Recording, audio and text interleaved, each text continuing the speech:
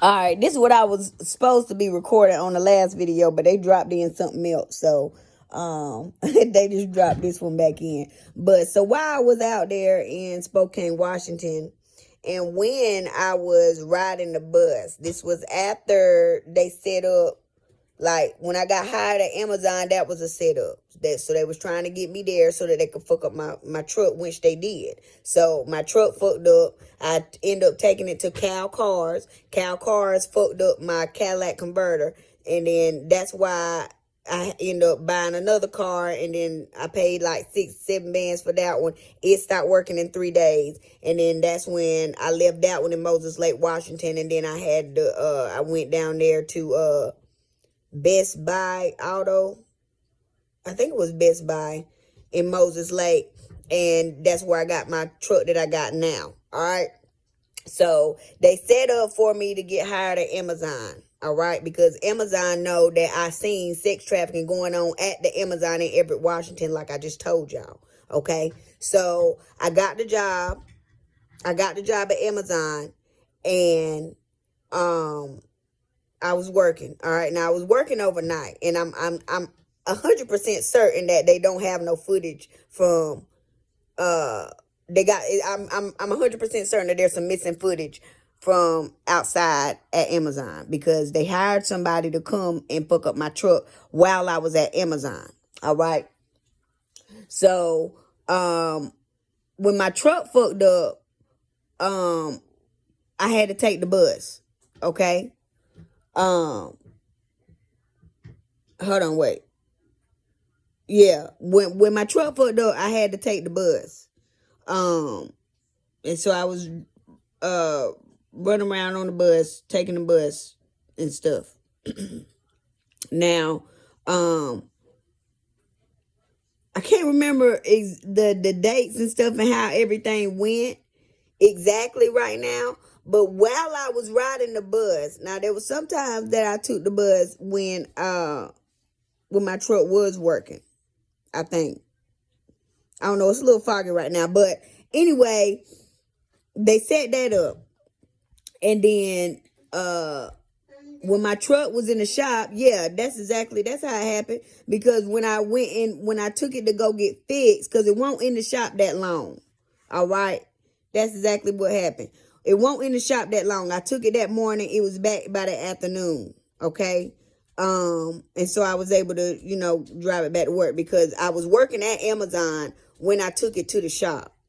Okay. Because I was on the bus taking the kids to school, and then I rode the bike down there to Cal Cars instead of walking because it was snowing. I rode the bike to go down there and pick the truck up, because I took it early that morning. It was done by that afternoon. All right. Now, what they did while my truck was at Cal Cars, like I said, was fucked up my Cadillac converter, so that they was trying to put me in a position of where I was going to be stuck in Washington State, where they could corner me and my kids. They was trying to demobilize me so that they could, come in and kill us.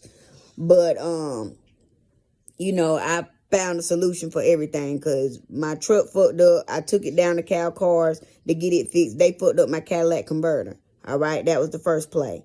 All right. After they fucked up the Cadillac converter, because it shortly fucked up, my Cadillac converter shortly fucked up after that. All right. And then I was like, I know they fucked up my car. I'm not taking it back. So I just drove around for like a month and some change, driving slow, until it was time for the eviction, which they planned. And we moved.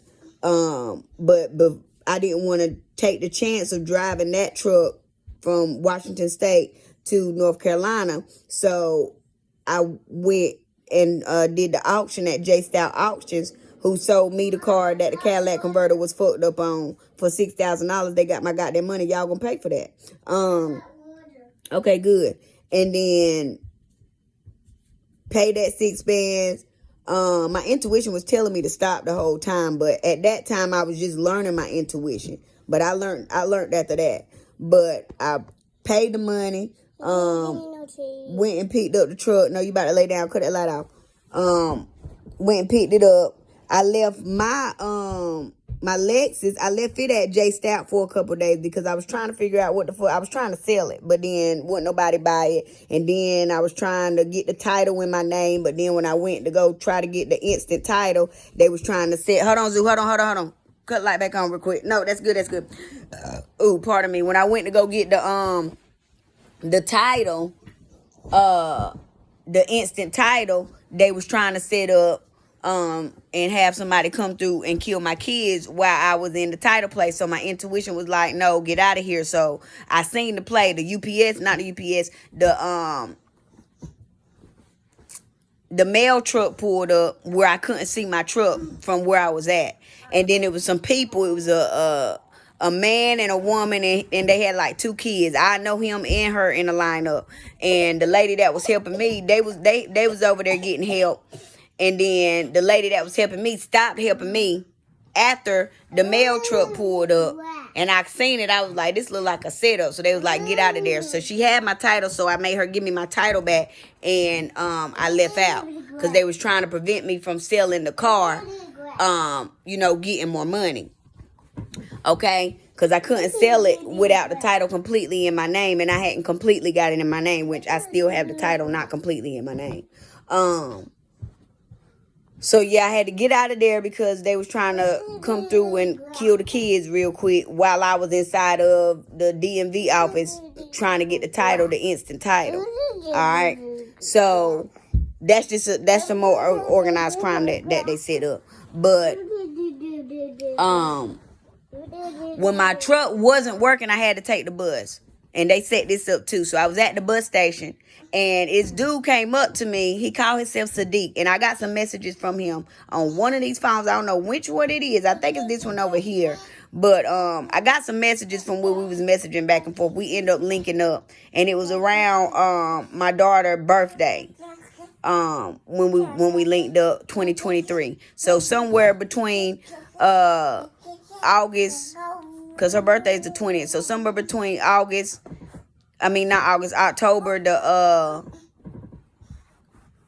but before October the 20th and after October the 20th, I was talking to him. And it was somewhere along in there where I linked up with him. We went and chilled. I went and chilled with him and stuff. We sat at the park. We talked. He told me about, some stuff that he had going on. And, I took him back to my house. We ended up chilling some more. And my dumb ass let him sit in my house while I wasn't there. Went and got the kids and shit. Came back.